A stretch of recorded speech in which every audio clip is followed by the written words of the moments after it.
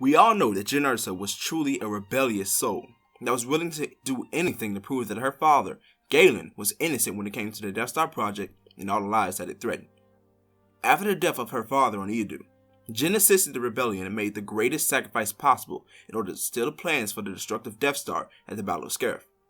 Before she found her way to the rebellion, before we saw her in handcuffs on the planet of Wobani, she had almost been the exact opposite. She experienced a moment when she was okay with death. What events led Jyn to almost completely lose hope? 5 years after being abandoned by Saw Gerrera, Jyn focused on surviving, becoming a street figure and a smuggler. She wandered through the galaxy using a string of aliases to hide her identity, such as Liana Halleck, Tanith Panta, Kestrel Dawn, Leela Rylick, and Nari McVie.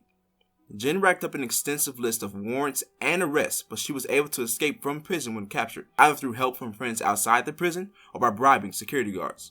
By the time she was 22, Jyn's rap sheet included warrants for forgery of Imperial documents, aggravated assault against Imperial personnel, escape from custody, resisting arrest, shipjacking, possession of unsanctioned weapons, unlawful conduct with undesirables, petty theft, creating a public nuisance, and disorderly conduct.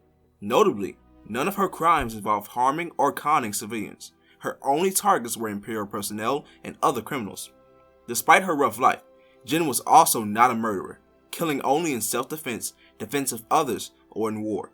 In Zero BBY, Jyn's luck ran out on the planet of Kurlag.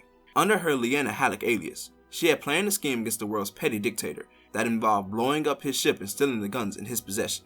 The crime failed and she was arrested. The dictator had her dragged through the streets and locked in holding, with the stormtroopers using the most brutal treatment allowed, such as pointing rifles at her and using stun prods. She was then transferred to the Imperial labor camp on the planet of Wobani, sentenced to 20 years of labor in the planet's farms, sharing a cell with a non-human known as Kennel. However, Jyn estimated that she would be dead long before her sentence was up. 5 years was the maximum life expectancy of a Wobani inmate.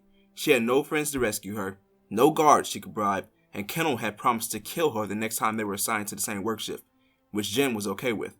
Jyn didn't even hide a knife to protect her. The only item she was able to smuggle into the prison was the necklace that her mother had given her. This all was prevented, however, thanks to the Rebel Alliance rescuing her in order to bridge the relationship between them and Saw Gerrera. But it's still almost surprising to know that Jyn Erso at one point accepted death.